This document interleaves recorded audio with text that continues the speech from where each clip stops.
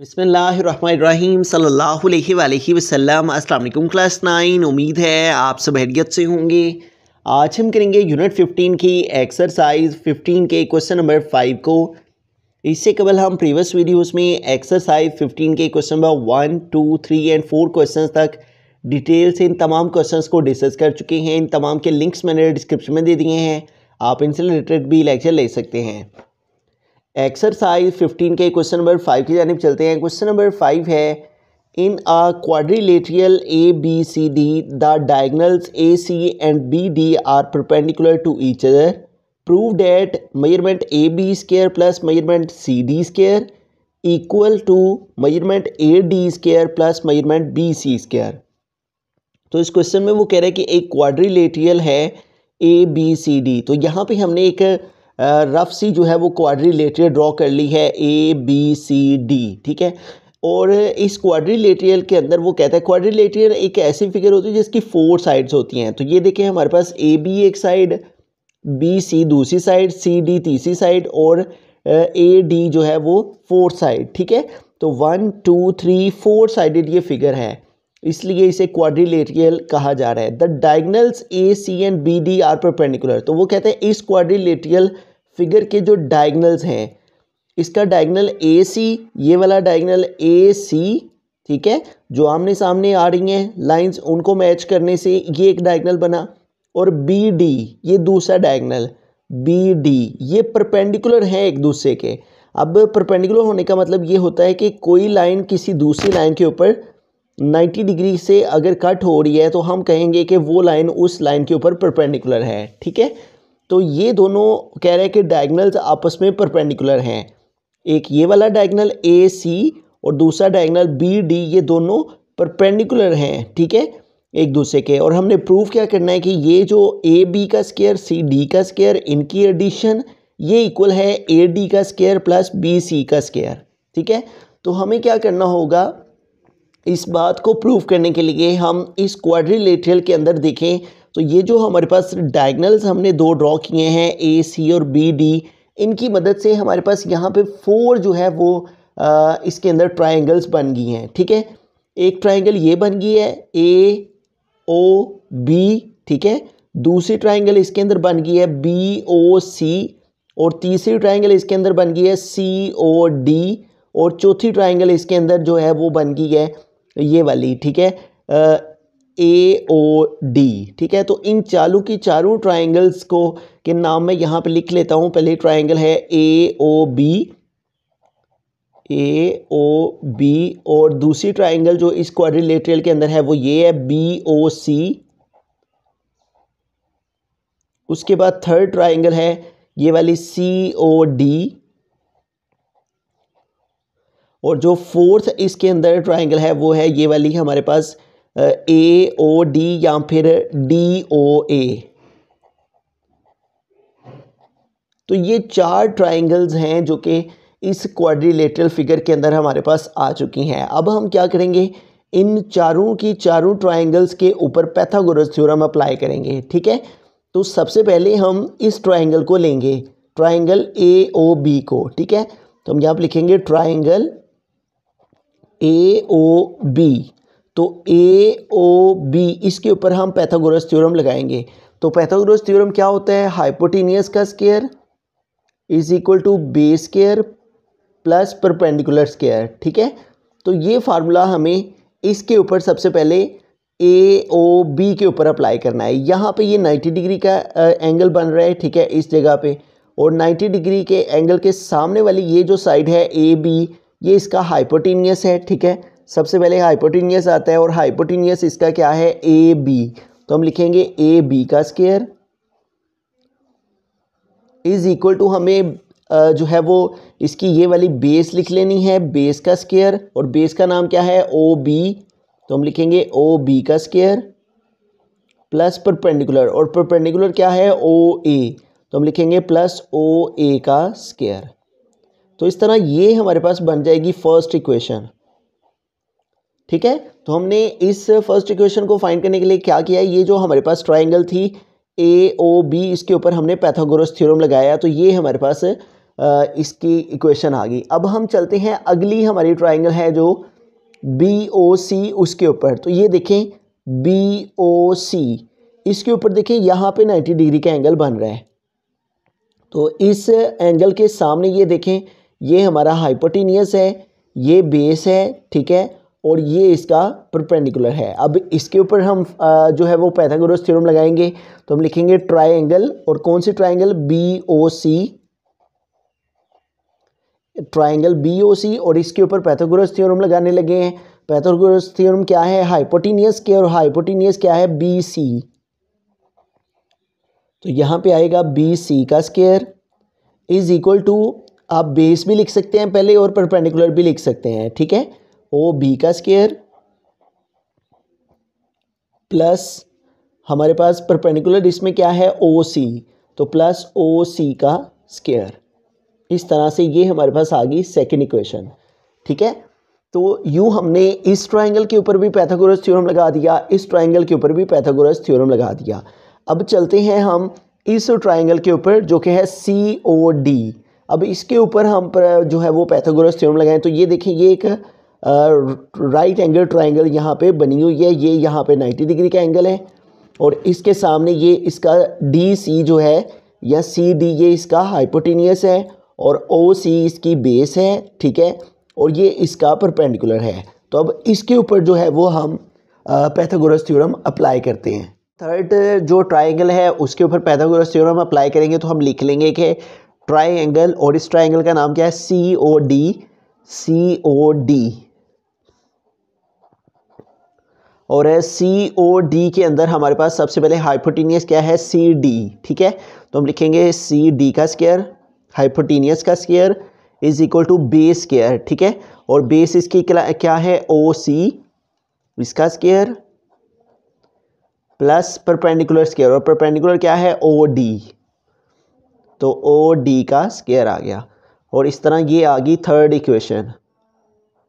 अब लास्ट हमारे पास ट्राइंगल है, इसके अंदर रह गई है क्वाड्रिलेटरल के अंदर, वो है AOD या फिर DOA। तो हम लिखेंगे ट्राइंगल DOA।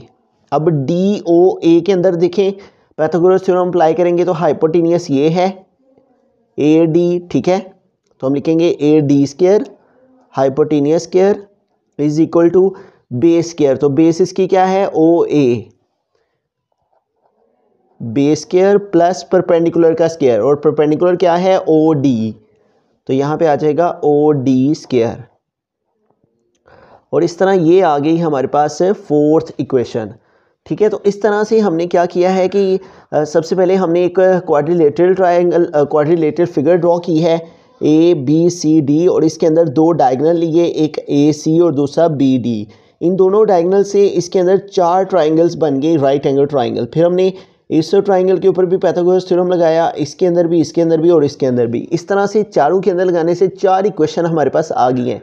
अब इन चारों इक्वेशन की मदद से हम इस बात को प्रूव करेंगे जो कि उसने क्वेश्चन में लिख रखी है। अब देखिए, उसने यहाँ पे लिखा हुआ है AB का स्क्वायर प्लस CD का स्क्वायर। अब देखें, AB का स्क्वायर और CD का स्क्वायर कहाँ पे आ रहा है? ये देखें, इक्वेशन नंबर 1 AB का स्क्वायर और CD का स्क्वायर, इक्वेशन 1 और equation 3 AB square CD square, AB square CD square. तो इसका मतलब कि अगर हमें ये चीज़ चाहिए AB square plus CD square, तो हमें क्या करना होगा? इक्वेशन 1 और इक्वेशन 3 को प्लस करना होगा। अगर हम इन दोनों इक्वेशंस को ऐड करेंगे तो हमें ये मिल जाएगा AB square plus CD square. तो लिहाजा इसके लिए हम क्या करेंगे? दोनों इक्वेशंस को ऐड करेंगे। तो हम यहाँ लिखेंगे कि इक्वेशन 1 और इक्वेशन 3 को हम ऐड करने लगे हैं, ठीक है। तो हम यहाँ पे लिख लेंगे बाय एडिंग इक्वेशन 1 एंड 3, ठीक है, by adding equation 1 and 3, equation 1 और 3 को ऐड करने से। तो इक्वेशन 1 हमारे पास क्या है? AB square is equal to, यहाँ पे लिख लेते हैं, इक्वेशन 1 जो है वो है AB स्क्वायर, ठीक है। और हमने क्या करना होता है? जब भी ऐड करना होता है दो इक्वेशंस को, तो लेफ्ट हैंड साइड को प्लस करते हैं। AB स्क्वायर में किसको प्लस करेंगे? CD स्क्वायर को, AB square plus CD square ठीक है, लेफ्ट हैंड साइड में लेफ्ट हैंड साइड को प्लस किया, और राइट हैंड साइड इक्वेशन 1 की उसमें इक्वेशन 3 के राइट हैंड साइड को प्लस करेंगे, और इसकी राइट हैंड साइड क्या है, ओ बी स्क्वायर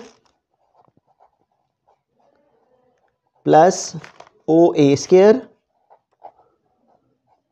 और ये हमारी राइट हैंड साइड, और इसमें हम प्लस करेंगे राइट हैंड साइड इक्वेशन 3 की, और वो है O C square plus O D square. ठीक है, तो यूं इस तरह से हमने इक्वेशन 1 की और इक्वेशन 3 की लेफ्ट हैंड साइड को लेफ्ट हैंड साइड में प्लस किया, और राइट हैंड साइड इक्वेशन 1 की और राइट हैंड साइड इक्वेशन 3 की, इन दोनों को प्लस किया। ठीक है, तो अब हम चलते हैं अपनी दूसरी जो साइड है उसको देखें। तो दूसरी साइड में ए डी स्क्वायर और बी सी स्क्वायर है। तो ये देखें, ए डी स्क्वायर और बी सी स्क्वायर, ये कैसे आता है, ये इन दोनों को ऐड करने से, और ये दोनों किन किन इक्वेशंस में मौजूद है, इक्वेशन 4 एंड इक्वेशन 2। ठीक है, तो A D square B C square कैसे आएगा, अगर हम इक्वेशन 4 और 2 को ऐड करें। ठीक है, तो हम लिखेंगे बाय एडिंग इक्वेशन 2 एंड 4। ठीक है, अब हम इक्वेशन 2 और 4 को ऐड करेंगे।